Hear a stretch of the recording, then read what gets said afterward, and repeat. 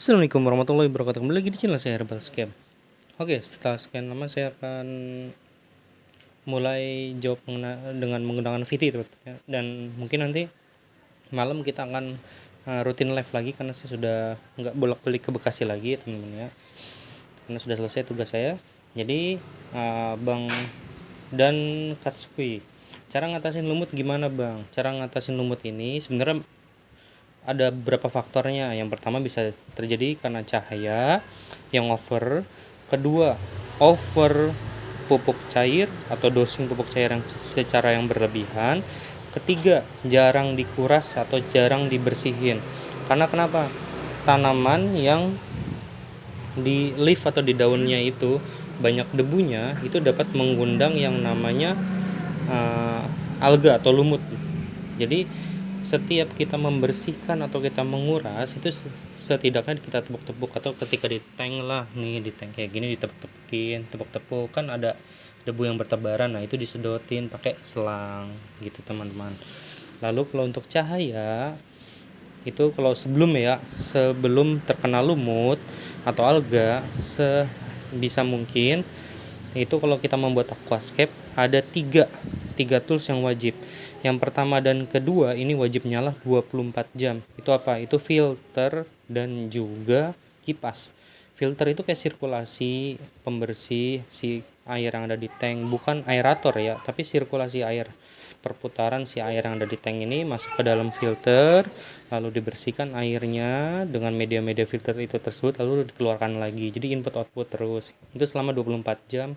Nah, fungsi si kipas ini untuk menurunkan suhu air gitu. Kalau kita beli chiller mahal. Jadi sebisa mungkin untuk masalah kipas ini ada plus dan minusnya gitu. Plusnya dia bisa menurunkan suhu ya. Kalau yang 0,45 ampere bisa 4 sampai 5 derajat. Intinya tergantung suhu sekitar ya.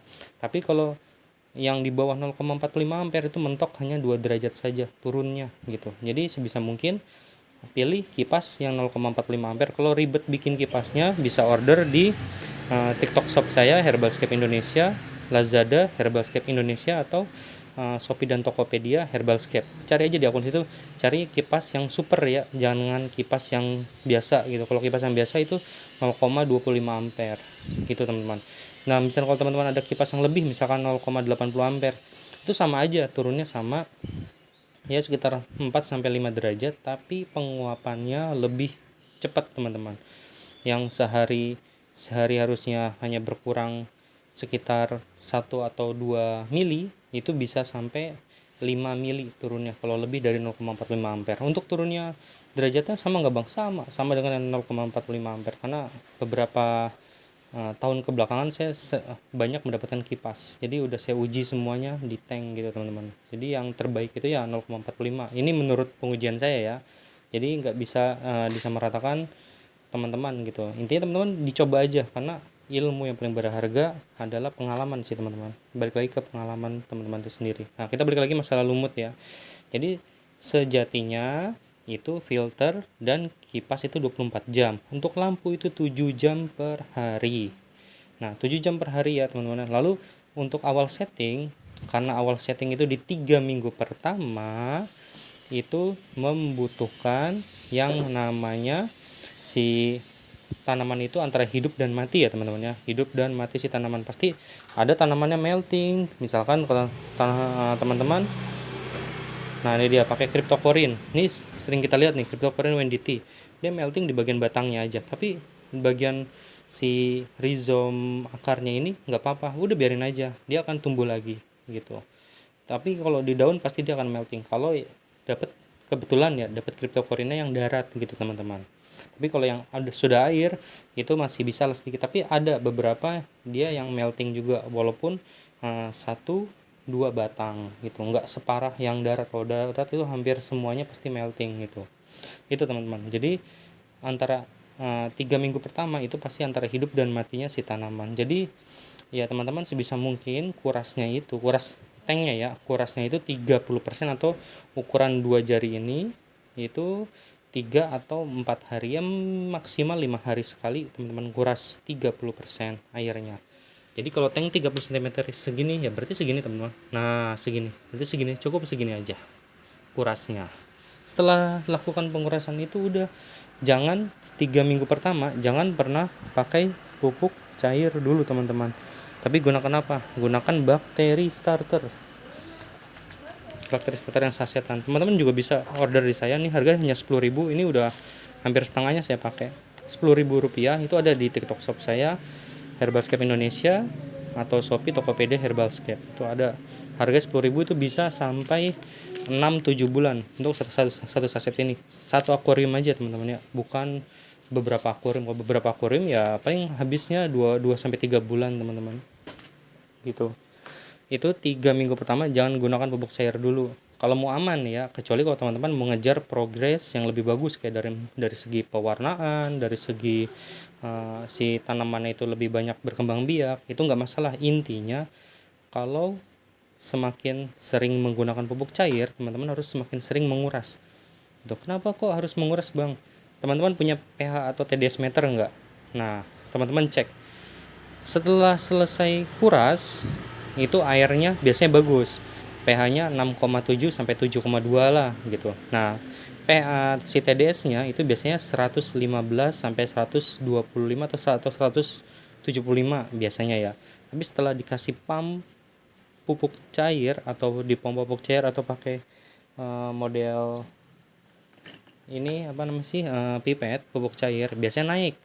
Apalagi kalau pupuk cair yang kadarnya itu pekat atau kadar makro mikronya ppm atau Fe-nya juga tinggi, itu biasanya dia langsung naik menjadi 265 sampai 300 pph-nya si TDS-nya gitu ya. Nah, itu sampai naik. Nah, kalau teman-teman selang 2 hari teman-teman masukin lagi si pupuk cair, itu bisa naik lebih tinggi, ntar jatuhnya airnya hard. Nah, air hard ini yang bisa mengundang alga. Jadi teman-teman misalkan kalau rajin kuras nggak masalah si tanaman ini akan teratasi. Tapi kalau jarang kuras ya bebek jangan. Nah, kalau saya ngambil titik tengahnya teman-teman. Kalau teman-teman sekiranya memiliki aquascape tema-tema jungle kayak begini, dan mayoritas itu menggunakan tanaman jenis moss ya. Moss itu seperti ini, moss yang model tanaman lumut lah, itu namanya moss. Nah, seperti ini nih, ini moss, tanaman moss. Itu sebisa mungkin kalau 80% tanaman moss, sebisa mungkin itu si pupuknya hanya diberi dosing seminggu sekali. Tapi kalau tanaman natural yang di situ mossnya 30%, Java Fen atau Kadakanya 30%, tanaman karpet, Monte Carlo dan sejenisnya itu seminggu 2 kali. Tapi kalau di situ ada tanaman full Dutch style yang tanaman merah-merah, itu seminggu 3 kali teman-teman. Itu kalau mau aman. Tapi kalau Dutch style wajib kurasnya tetap 3 hari atau 2 hari sekali dikuras teman-teman ya. Karena kan semakin banyak kita menggunakan dosing pupuk cair gitu. Ini kalau mau main aman. Jadi di luar dari label pupuk yang ada. Misalkan pupuk yang ada, pakailah pupuk A sebanyak 2 hari sekali. Pakailah pupuk B sebanyak 3 hari sekali. Kalau saya bukan masalah mentidakbolehkan atau jangan ya teman-teman. Tapi tergantung dari tanaman yang ada di tank itu sendiri. Kalau tanaman mayoritas pupuk lagi moss, ya udah pakainya seminggu sekali aja kalau mau aman. Sedangkan moss itu sendiri memang dia perlu pupuk cair, tapi nggak seperlu tanaman karpet teman-teman.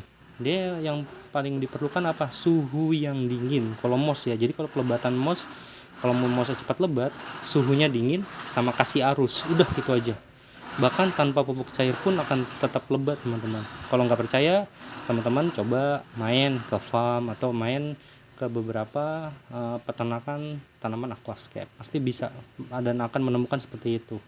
Dan rata-rata nggak ada yang memakai pupuk, tapi memakai nutrisi dari air tanah teman-teman, atau dari mata air gitu. Oke, semoga membantu. Untuk cara mengatasi lumutnya mungkin di video selanjutnya teman-teman. Ini kita sudah hampir 10 menit kita melakukan masalah cara awal dulu supaya nggak kena lumut dulu teman-teman ya. Oke, semoga membantu. Kalau gitu jangan lupa di like dan di follow akun ini setelah di share sebanyak-banyaknya. Terima kasih. Wassalamualaikum warahmatullahi wabarakatuh.